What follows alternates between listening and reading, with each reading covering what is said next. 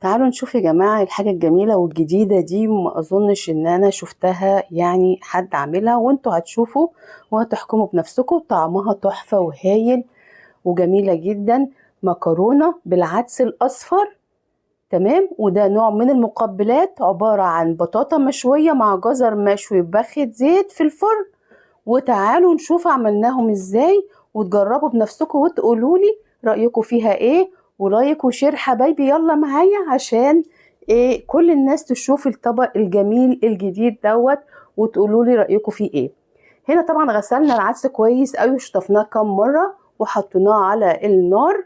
رفعناه على النار مع مكعب مرق بيتي، تمام، معمول في البيت، ولحد ما يستوي والمية تغلي معانا. انت لقيتي ومعلقه هنا صلصه، لقيتي الميه قلت عن المقدار، انت زودي ميه عشان هنضيف عليها دلوقتي المكرونه. معلقه الصلصه دي هتديها لون وتيست تحفه قوي وجميل وهايل. ومكرونه القواقع دي انا بفضلها بصراحه عشان ليها تجويف، تحسي ان العدس داخل جواها، بتدي طعم جميل قوي، جميل وبيدفي في الشتاء، ووجبه خفيفه وهايله ومش مكلفه جدا يا جماعه. هنا نص معلقة صغيرة كمون، ونص معلقة صغيرة فلفل أسمر، ونص معلقة ملح عشان مكعب المرق موجود فيه ملح زي ما احنا عارفين، تمام. لما تغلي المكرونة، على ما تغلي أنا هرفعها كده على جنب على عين تانية، هقول لكم برضو هنعمل ايه في باقي الطريقة معانا، تمام. طبعا هنبقى محتاجين برضو إضافة ليها هقول لكم عليها دلوقتي حالا. الإضافة ايه؟ أنا جايبة هنا معايا بصلتين كبار، سواء بقى بصل أحمر بصل أبيض زي ما انتي عندك أو متوفر معاكي، وتقطعيهم كده جوانح معانا، بس هما بصلتين كبار، تمام. وهضيفهم على معلقة زيت ومعلقة سمنة أو زبدة زي ما انتي حابة ومتوفر عندك. الافضل برضو كمان لو عندك معلقة سمنة فلاحي، هتدي طعم وتست هايل جدا، وهتشوفي انتي الفرق معانا هنا.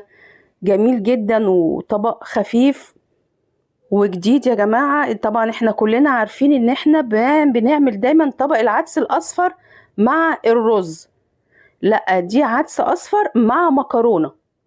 فهنا الجديد وهنا الاختلاف، وطبعا جربوه قولوا رأيكم ايه. الطبق الجانبي المقبلات اللي هنعملها دي جزر مشوي مع بطاطا مشوية في الفرن برشة زيت، على صاج فيه ورق زبدة وفصين توم. طلعناهم، وهنا معانا الكبة، محضرين الكبة معانا، ماشي. ده هنضيفه على الكبة هتديله فرمة، وهنضيف عليه اضافات هقول لكم برضو عليها دلوقتي حالا. خليكم معايا وهقول لكم عليه، تمام حبايبي. هنا هنضيف ايه بقى معانا؟ البهارات بتاعتها عبارة عن ايه؟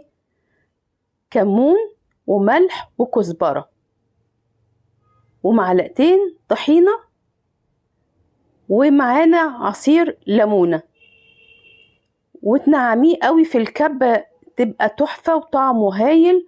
ومعاكي بقى شوية خضار كده، جرجير بصل أخضر مع عيش، مع بيسموها دي تغميسة.